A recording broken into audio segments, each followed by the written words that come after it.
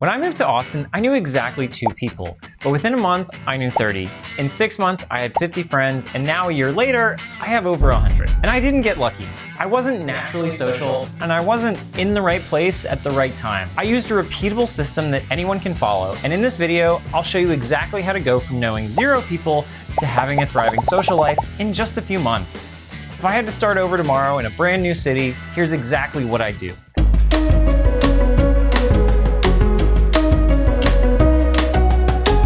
Before I moved to Austin, my social life was almost non-existent.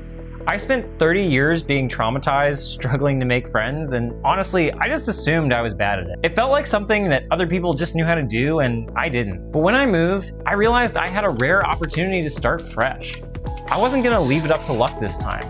I wanted to figure out exactly how to build the social life I wanted. So I started experimenting. I tried a bunch of things, made a ton of mistakes, and over time, I realized something. Friendships don't happen by accident.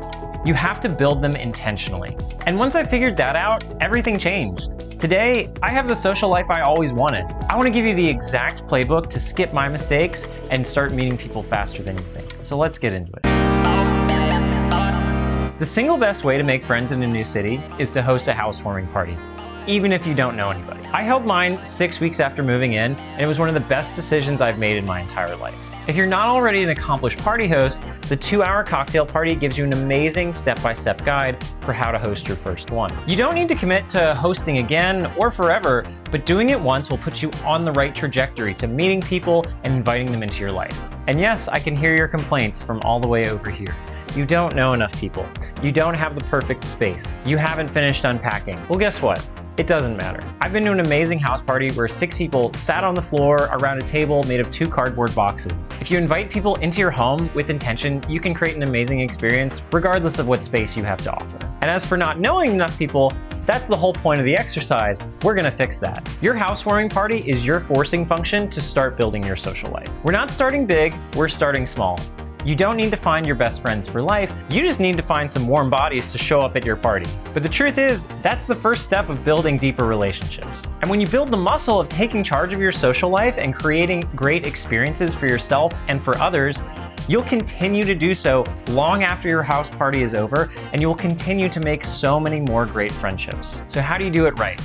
First, pick the number of people you want to attend. I think 10 to 15 is best. If you're introverted, that might sound like a lot of people, but I'd suggest trying to push yourself.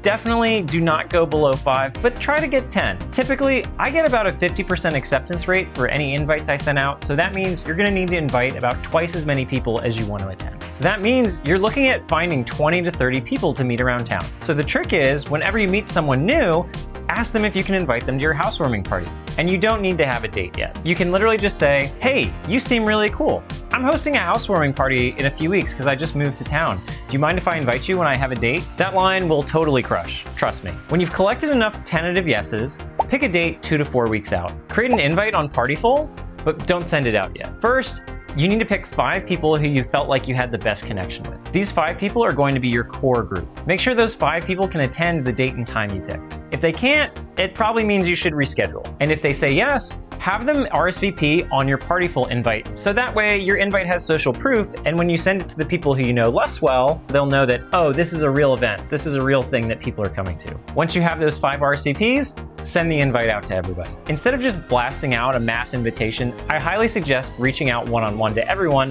to send them a personalized invite. For the party itself, there's no need to go overboard. You don't need to serve a full dinner or crazy desserts, especially if it's your first time hosting. Just light snacks and drinks are enough. And personally for me, I only serve sparkling water and no alcohol. But feel free to customize it to your personality. As a challenge, you should commit to hosting your housewarming party within your first 2 months. It is absolutely doable. I believe it. So now that you've committed to hosting your housewarming party, how are you gonna find 20 to 30 people to invite? The second step of building your social life in a new city is committing to going to at least 1 social event per week. And you better start within 2 weeks of arriving. Again, I can already hear the complaints. You're not unpacked yet, there's too much going on, you're still trying to figure out what the best grocery store is. Well, guess what? Life is always going to be busy, and there's never going to be a perfect time. But you have social needs and you deserve to have those needs fulfilled. So show yourself the respect and the self-love required to commit to working on that actively. When you choose an event to go to, feel free to play around and try a few different ones. You don't have to go to the same one every single week. I actually think it's best to experiment and try to find something that works really well for you. You can play around with going to different one-off events or recurring events. But after a while, I suggest you find a recurring event that you really like and commit to going to it every week or month or however often it's held. This could be a dance class, a walking group, a chess club, a pickleball league, really anything. I call these kinds of events anchor events, and you can learn a lot more about them in this video. So you might be wondering, how can I actually find these events? If you have an interest or a hobby, you can search for your hobby plus their city name on Google, and very importantly, on Instagram. You also want to look for local influencers who can point you towards events in your city. The best place to find them is going to be TikTok and Instagram, and I actually really recommend starting with food influencers. There's so many, they're in every city, and once you follow them, you train your algorithm to show you more local content. And I think it's important you want to find content for locals more than content for tourists. You can try searching things like best restaurants 2024 plus your city name, and that's like a great way to find them. Another thing you can look for are event curation newsletters.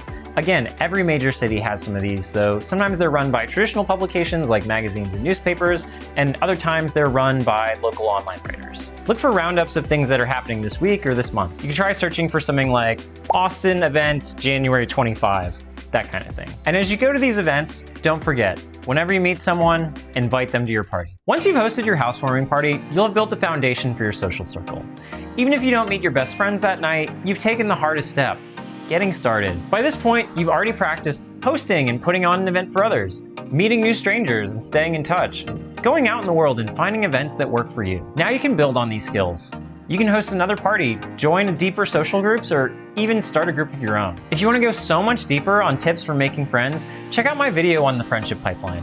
This is where I break down all the skills you need to keep building your social life. And if you live in Austin, check the link in the description for my Starting Life in Austin guide. It's got everything you need to plug into the city. So, if you found this framework helpful, hit that like button, and if you want more proven social systems, make sure to subscribe. Thanks for watching. I'll see you in the next one.